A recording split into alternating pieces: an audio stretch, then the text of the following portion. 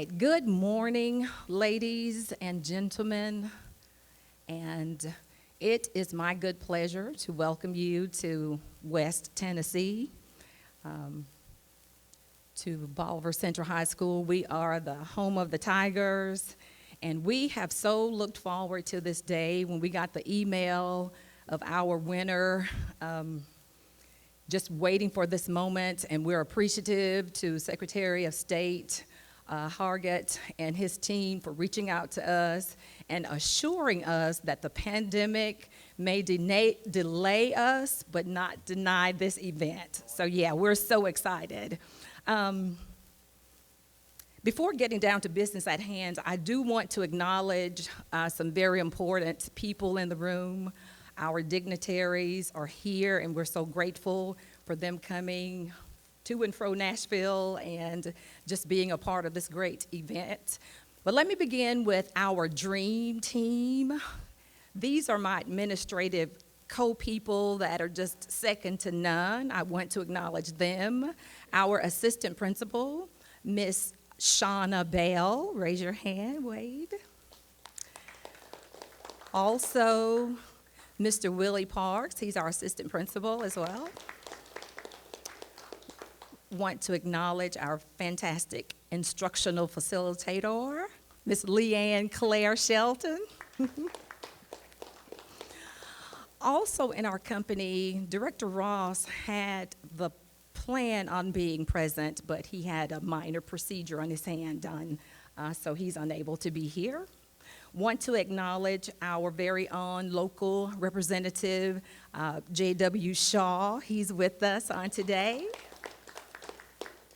Newly elected Senator Paige Wally, he's from us.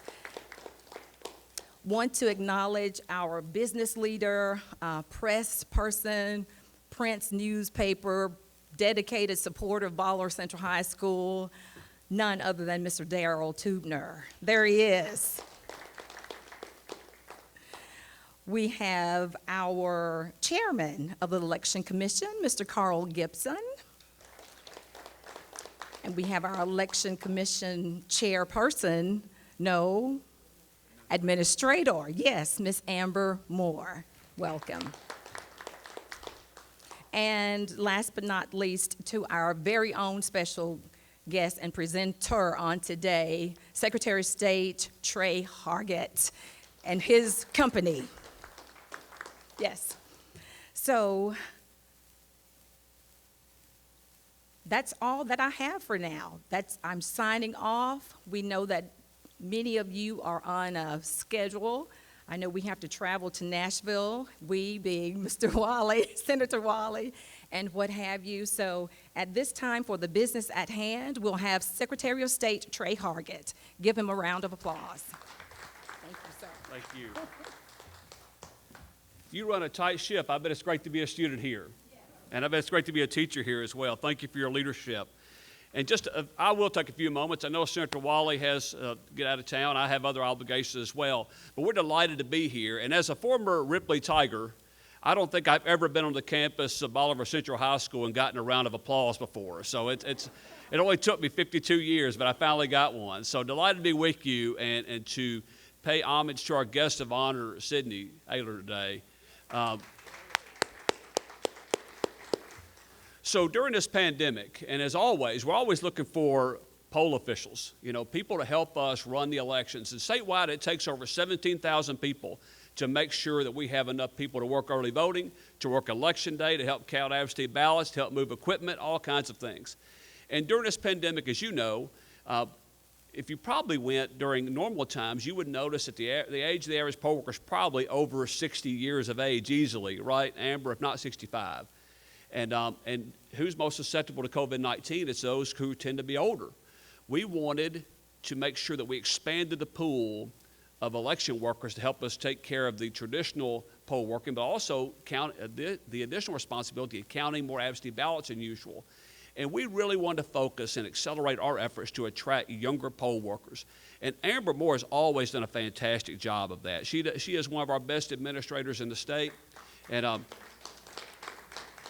she she really gets it. She openly embraces these younger people when they want to work, and it really takes a responsibility of hers to help coach them along and hopefully help develop the next generation of poll workers. Because there's going to come a day when the Trey Hargetts of the world and the Amber Moores of the world are called. I mean, we're not going to be working those polls. We're going to be counting on people like Sydney to administer these elections.